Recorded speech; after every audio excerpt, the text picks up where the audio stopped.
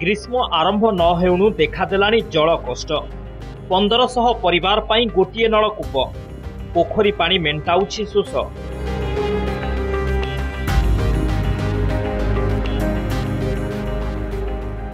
देखंतु घर आगरे लागिछि पानी ट्याप किंतु 2 दिन रे थरे आसुछि पानी।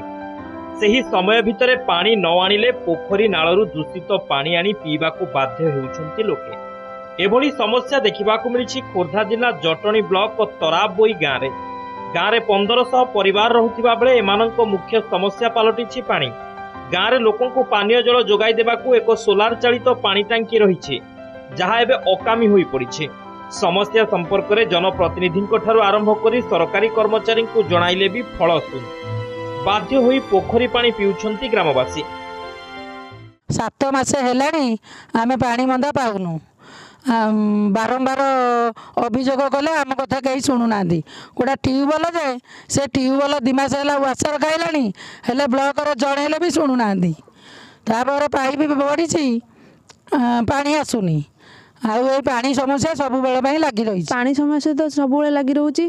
आगू खरा आसूची जो पोखरी पानी आम पीऊँ खाऊँ जो थे लुगापट सफा करूँ सी भी सुखीज।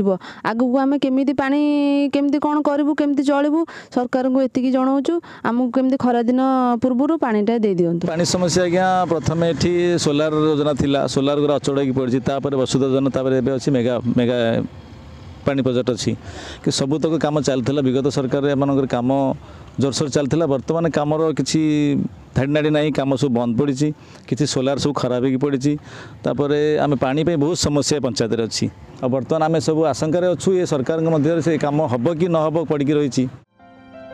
तराबोई गाँव में पानी पाई लोक डहल विकल हेउछन्ति। गाँव में पानी समस्या उत्कट रूप धारण करिथिबा बेले गोटिए नलकूप उपरे अनेक परिवार निर्भर करुछन्ति। पानी पाई नलकूप पाखरे घंटा घंटा धरी ठिया हेउछन्ति। एपटे चलीथिबा जल जोगान प्रकल्प को छाड़ी ठिकादार छू मारिछन्ति। यथाशीघ्र पानीय जल जोगाई देबाकू ग्रामवासी दाबी करिछन्ति। सेपटे समस्यार समाधान कराजिबो बोली कहिछन्ति जटणी वीडियो।